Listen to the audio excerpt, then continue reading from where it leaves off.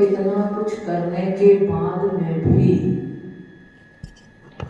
उसके फल की प्राप्ति क्यों नहीं कर पाते हैं? हम देखते हैं प्रैक्टिकल, अगर भोजन करते हैं तो राहत मिलती है, लगता है थोड़ा शांत हो। जल का पान करते हैं तो ऐसे लगता है, उसका प्रैक्टिकल दिखता है कि हमारी प्यास समाप्त हो गई। डॉक्टर के पास जाते हैं, दवाई वगैरह लेते हैं, सब करते हैं, तो हमें लगता हमारी बीमारी में हमें राहत मिल रही है।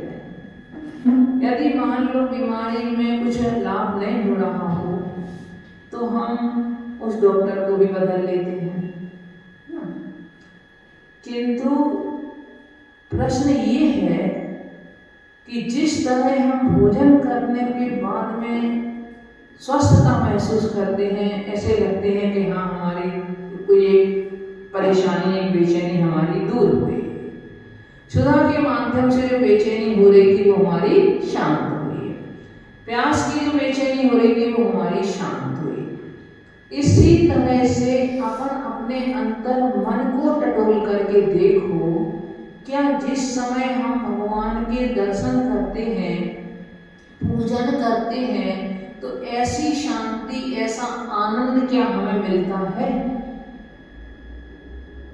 जैसे हमें लगता है कि जल का पान कर लिया तो तृप्ति हो गई, हमें प्यास शांत हो गई, जो वेदना हो रही थी वो हमारी समन हुई। ऐसा जब हम भगवान की पूजन करके जब निवृत्त हों तो क्या हमारे मन में एक अजीब उत्साह सा, एक उमंग सी, क्या ये हमारे लिए लगता है कि हमने कुछ प्राप्त कर लिया, आज कुछ कर लिया?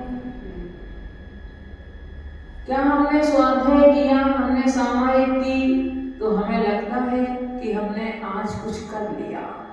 हम स्नान करते हैं तो हमें ताजगी महसूस होती है अपने शरीर में।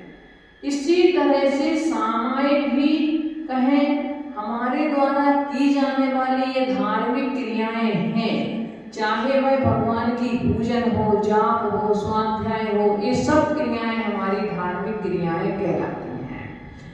ये धार्मिक क्रियाएं सभी हमारे लिए पुण्य का आश्रय करा